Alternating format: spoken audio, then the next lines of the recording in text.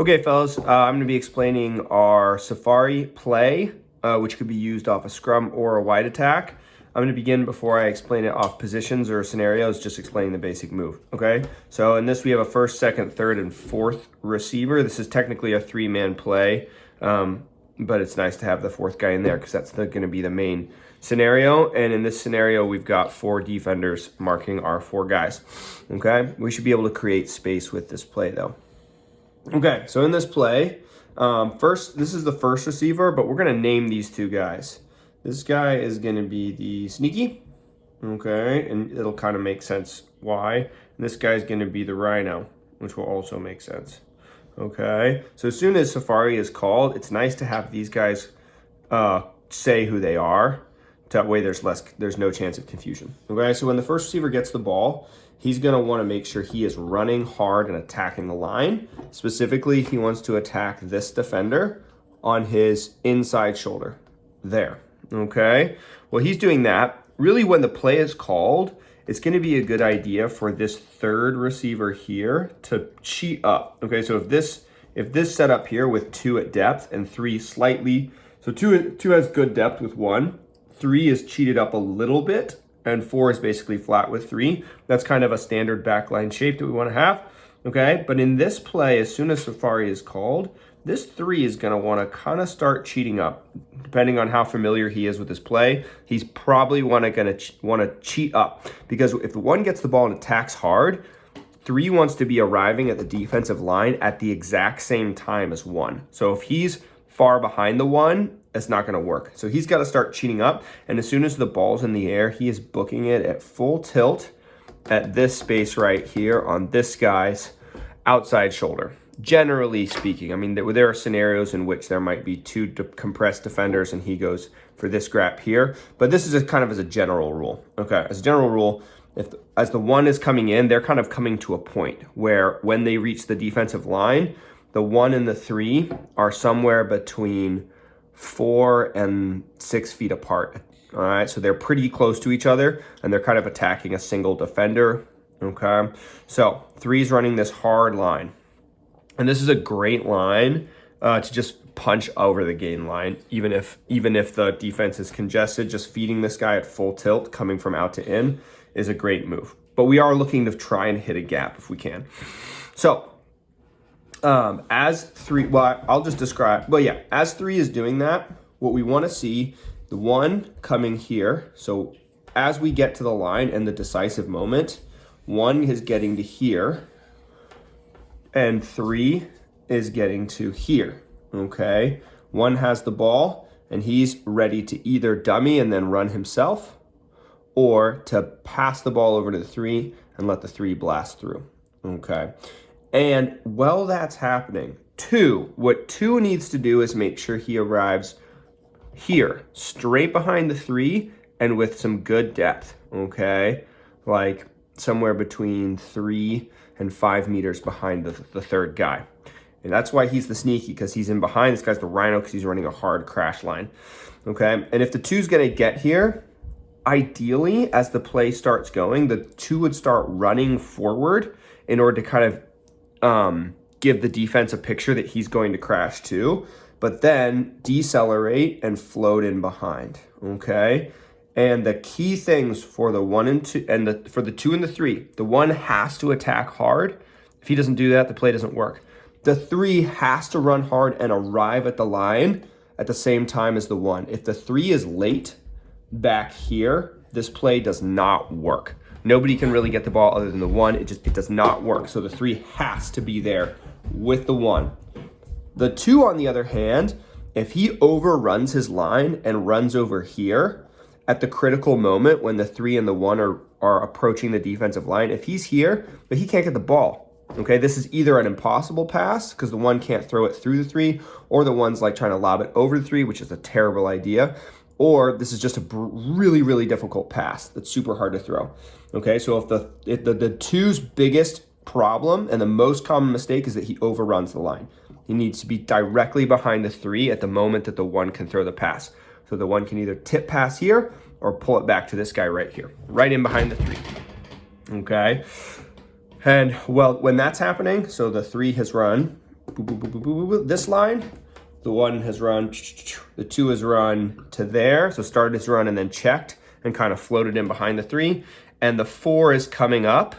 And his key thing is to keep his depth with the 2. If the 4 gets past the 2, that's no good. This does not work. So the 4's got to be thinking depth off the 2.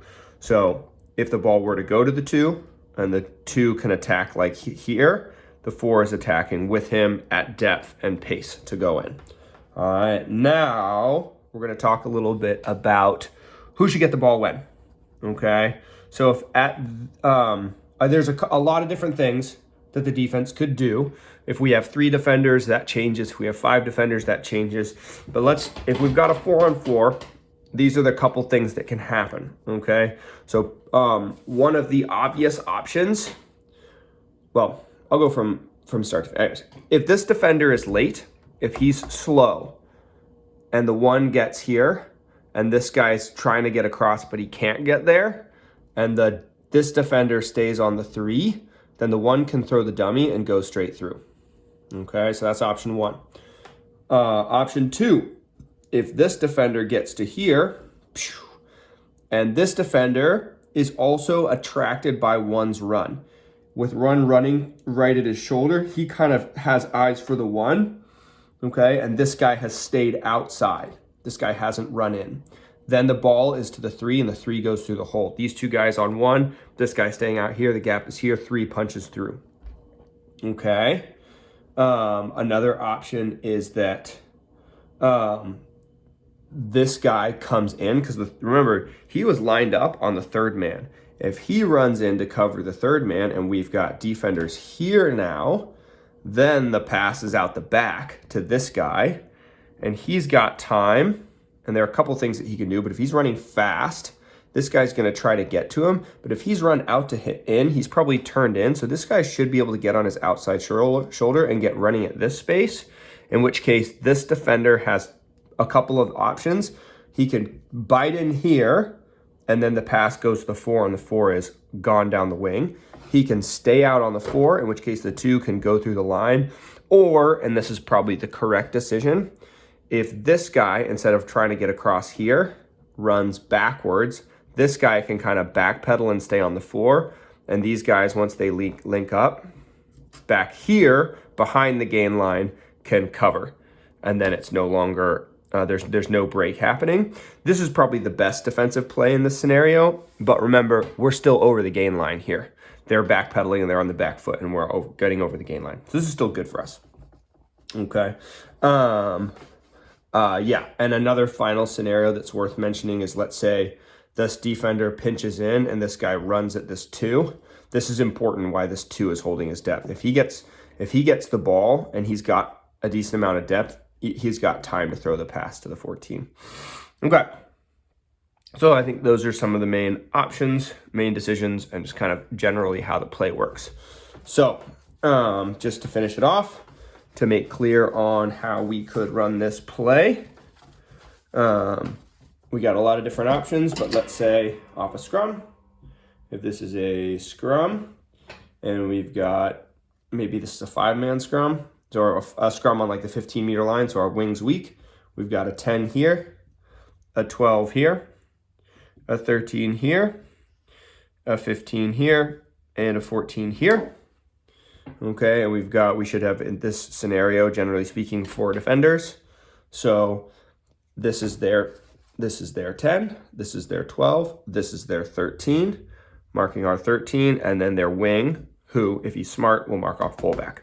Okay, and this is the defensive setup. Okay, in this scenario, the 10 should be running at the 12's inside shoulder. The 13 should be running at the 12's outside shoulder. The 12 should start running forward and then check his line and hover in behind the 13. If their 10, 12, and 13 compress, the ball goes out the back. Okay, if their 13 stays out, we probably have a good option. Okay, if this 10 is attacking hard enough, then and it can attract the attention of the 12, then the pop goes to the 13. If the 12 stays on the 13, the 10 is sliding across, then we have a pretty good chance for our 10 to slide into that gap and attack into that gap. So anyways, that's a main scenario. And then another scenario is if we are attacking down, well, let's flip it onto the other side. If we've got our ruck over here, okay, and this is our A channel here. We've got our 10 here, our 13 here, our 7 here, and our 11 here. Safari's called. The 7 starts to cheat up almost flat with the 10. As the ball's in the air, the 10's running hard onto it this way. The 7's running hard this way. The 13 is running the sneaky to float in behind and be at depth. And the 11 is keeping his depth with the 13. Okay, so those are a couple scenarios of the Safari play. Cheers.